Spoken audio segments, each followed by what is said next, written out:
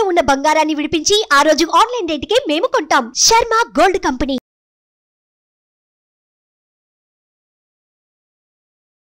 నమస్కారం, సుమన్ టీవీ ప్రేక్షకులకు స్వాగతం. ప్రస్తుతం మనతో పాటు ఉన్నారు శ్రీచక్ర పీఠ వ్యవస్థాపకులు, అలాగే ప్రముఖ జ్యోతిష్య పండితులు, మనందరికీ సుపరిచితులైనటువంటి డాక్టర్ ప్రదీప్ జోషి గారు మనతో పాటు ఉన్నారు. ఈ క్రోధినామ సంవత్సరం 27 నక్షత్రాల వారికి ఏ రకంగా ఉండబోతుంది ఏంటనే విషయాన్ని తెలియజేసేందుకు గురుగారు నమస్కారం. శ్రీమాత్రే నమః. మీ జన్మ నక్షత్రం ఇంపార్టెంట్. ఇప్పుడు నేను చెప్పేది ఏది జన్మ నక్షత్రం, నామ నక్షత్రము కాదు. నామ నక్షత్రం వేరు, జన్మ నక్షత్రం వేరు. నామ నక్షత్రానికి ఏ రాశి ఫలాలు గాని ఏ గోచార ఫలితాలు గాని వర్తించవు. పేరు పేరే, పేరులో కొంచెం బలం ఉండాలి, అంతకుమించి ఏం లేదు. అది న్యూమరాలజీ అనుకోండి.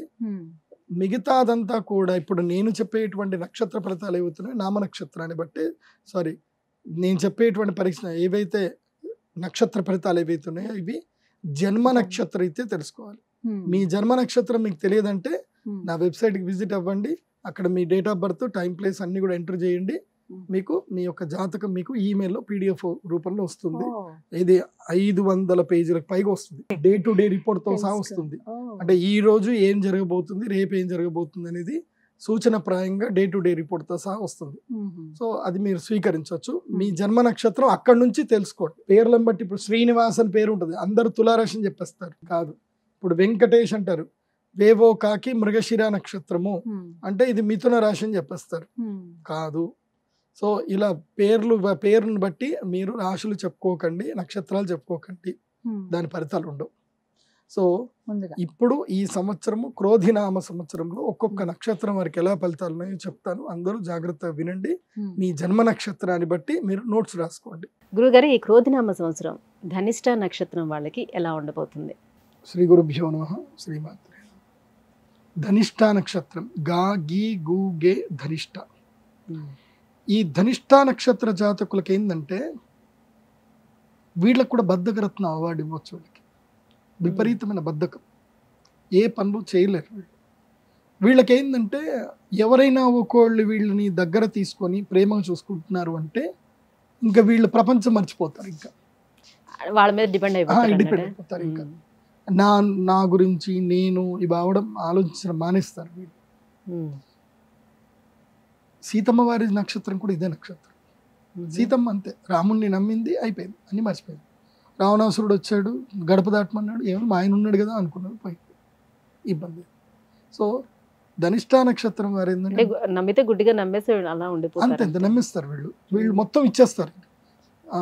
నాకు తెలిసి ఆస్తులు కూడా రాసిచ్చిన వాళ్ళు వీళ్ళే ఉంటారు.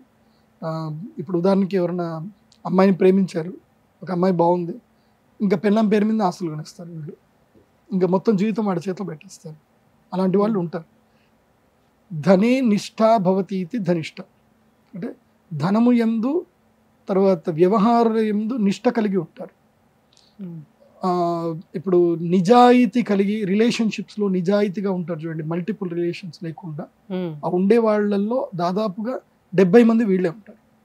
అంటే నిజాయితీగా ఉంటారు. ఒక రిలేషన్షిప్స్ లో ఉంటే వాళ్ళతోటి రిలేషన్షిప్ చాలా అట్లా నిజాయితీగా ఉంటారు వీళ్ళు. వీళ్ళకి అంత లస్ట్ ఉండదు, అంత జీవితం మీద పెద్దగా ఆలోచన ఉండవు. కాకపోతే కోపం బాగుంటుంది వీళ్ళకి. వాగుడుకాయలు వీళ్ళు, విపరీతమైన వాగుడుకాయలు, కోపం కూడా అలాగే ఉంటుంది. మాటలు అనేస్తారు, చేస్తారు, తర్వాత ఆర్గ్యుమెంట్స్ కూడా చేసుకుంటారు కొంతమంది. వీళ్ళకి మాత్రం ఈ సంవత్సరము భూయోగం ఉంది. భూమి యోగము, ధనయోగము, రాజపూజ్య యోగము, రాజయోగము, విద్యాయోగము, ఈ యోగాలన్నీ కూడా ధనిష్ట నక్షత్రం వరకు ఈ సంవత్సరం ఉంది. సో వీళ్ళు ఈ సంవత్సరం మంచి యోగ జాతకులు అవుతారు. ఈ సంవత్సరం ఎవరైనా ఉంటే ధనిష్ట నక్షత్ర జాతకులు ఎక్స్ప్లోర్ అవ్వండి, ఇంట్లోనే ఉండకండి. ఇందాక నేను చెప్పాను మీరు ఎవరి మీద డిపెండ్ అయి ఉంటారు అని చెప్పాను. సో అది కాదు గురుగారు, మేము డిపెండ్ అయి ఉండము, మా కాళ్ళ మీద మేము నిలబెడతాము అని చెప్పి మీరు నాకు చేసి చూపించండి. ఇంకోటి ఏంటంటే వీళ్ళకి రూట్ ఫోబియా ఉంటుంది. రూట్ ఫోబియా, వీళ్ళకి దారులు మర్చిపోతారు, వీళ్ళకి దారులు గుర్తుండవు సరిగ్గా. ఏదైనా ఒక దారిలో కంటిన్యూ పైసాలు పోతే తప్ప అది గుర్తుపెట్టుకుంటారు, మిగతాది గుర్తుపెట్టుకోలేరు. సో ఆ ఫోబియా నుంచి కూడా బయటకు రండి. వీళ్ళకి లాంగిట్యూడ్లు, లాటిట్యూడ్స్, దిక్కులు వీళ్ళకి తెలియదు. సో అలా ఒక ఫోబియా అయితే వీళ్ళకి ఉంటుంది. అంటే నా రీసెర్చ్లో తేలింది అది. కాబట్టి ఏదైనా లెర్నింగ్ నేర్చుకుంటూ ఉండండి. చిన్నపిల్లలు ముఖ్యంగా ఈ నక్షత్ర జాతకుల్లో చిన్నపిల్లలకు నేను చెప్పింది అంటే, మీ పిల్లలు ఉంటే వాళ్ళ దగ్గర నుంచి మొబైల్ని దూరం చేయండి. మీ పిల్లల దగ్గర అంటే వేరే పిల్లలు వేరు, ఈ పిల్లలు వేరు. వీళ్ళ దగ్గర మొబైల్ ఉంటే మాత్రం వీళ్ళ జీవితంలో ఎదగరు. చెప్పాను కదా, డిపెండెన్సీ ఉంటుంది. వీళ్ళు ఇంకా ఇదే ఉంటారు. కాబట్టి దేనికి అడిక్ట్ అయితే దానికి అట్లా ఉండిపోతారు. ఇంకా వీళ్ళు కొత్త దాన్ని యాక్సెప్ట్ కూడా చేయరు. ఇప్పుడు ఉదాహరణకి మీరు పప్పన్నం మీకు అలవాటు, ఇంకా పప్పన్నమే తింటారు, ఇంకా కొత్తది ఎక్స్ప్లోర్ చేయరు ఇంకా. సో అది పిల్లల వరకు 16-18 ఏళ్ళ వరకు ఇది ఇలాగే ఉంటుంది. సో అలా ఎక్స్ప్లోర్ చేస్తే మంచిది. ఎక్స్ప్లోర్ చేయించడానికి ట్రై చేయండి. పిల్లల్ని మాత్రం ఇంట్లో ఉంచకండి. ఈ సంవత్సరం అంతా కూడా పిల్లల్ని ఇంట్లో ఉంచకండి. తొడపాయసం పెట్టండి, బయటకు పంపండి. ఇది బాగా గుర్తుపెట్టండి.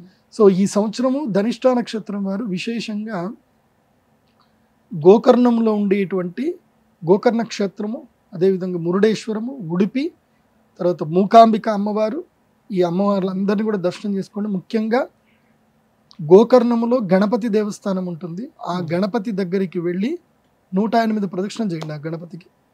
లేదా అక్కడనే గణపతి దేవస్థానం కూర్చొని ఓం గం గణపతయే నమః అనే మంత్రాన్ని 108 సార్లు గట్టిగా చదవండి. బాగుంటుంది.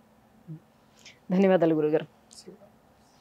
సుమన్ టీవీలో మీ పర్సనల్ అండ్ బిజినెస్ ప్రమోషన్స్ కోసం కింది నెంబర్కి కాంటాక్ట్ చేయండి.